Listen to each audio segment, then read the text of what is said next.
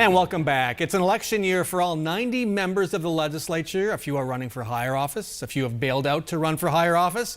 Will legislators go big to score points with voters this session or play it safe? Ben, I want to go back to you. Vouchers, big part of the discussion. A lot can happen there. Yeah, and the big question now is with the architect of the voucher bill, Senator Debbie Lesko, due to resign, I'm told sometime next week. She's already announced that she'll run for Congressman Trent Frank's old seat. Once she's gone, will there be a leader and will there be an appetite for possibly repealing and maybe even replacing vouchers? Because now that there's a referendum on that bill, there is probably a desire among some Republicans not to see the voters decide whether or not that issue will stand, and not to figure out if once they decide if it's voter protected or not, and lawmakers won't be able to do anything about it in the future. It's a high stakes game, but it could also be a pretty damaging move reputation wise if they were to do something tricky like change a word in last year's bill, repeal and replace it with that new version, void the referendum and all the work that a pretty grassroots effort put forward to refer that to the ballot. And let's not forget, a judge could still void that referendum. It's still in the hands of a judge, and both sides are waiting for a decision as we speak. Let's talk about the sexual harassment cases that the scandal that flared up over the summer and fall. Got some news in our first segment that there is going to be a joint caucus of the House, Democrats and Republicans getting what sounds like a half-day or all-day seminar together on sexual harassment. Are they doing, two questions, are they doing enough, and do you have confidence the current investigation is going to be able to put aside politics and actually produce some results?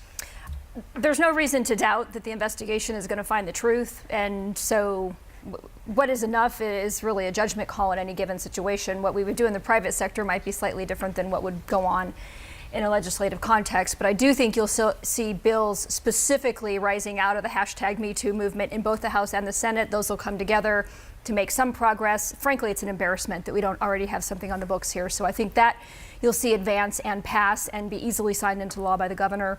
And whether a half a day or a full day of training makes a difference remains to be seen, but we must keep these people accountable for acting like adults, engaging with each other in interpersonal relationships that would be respectable and held in highest esteem.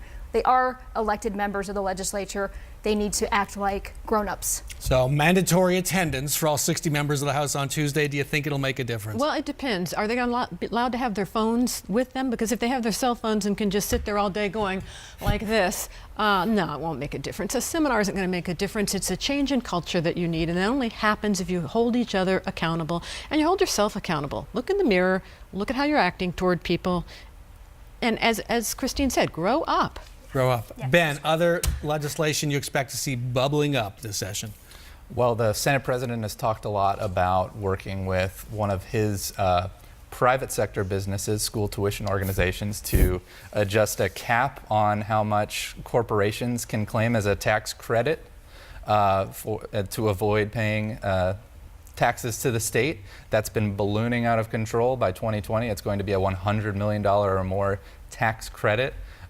Interesting that in the same week that he announces he's retiring from the STO that he's run for about 2 decades, I think, he's also finally willing to take a look at that cap. But nonetheless, that is something that Democrats, I think, are going to jump at, and even some Republicans in his caucus have been looking to do for a number of years. Steve Yarbrough has made his money, and now he's saying, you know what, guys, maybe we shouldn't take as much of a tax credit as we did before. It's really hard not to be so cynical about this. That is extremely cynical. And yet the money is ballooning out of control, and Lori wrote an excellent article about this week. So maybe we should defer to her expertise on this. But honestly, it's got to be looked at, because if we're going to drain the entirety of the state public education fund to send to private schools, then we have to backfill it. And we just got finished talking about that at length in the prior segment. The money isn't there.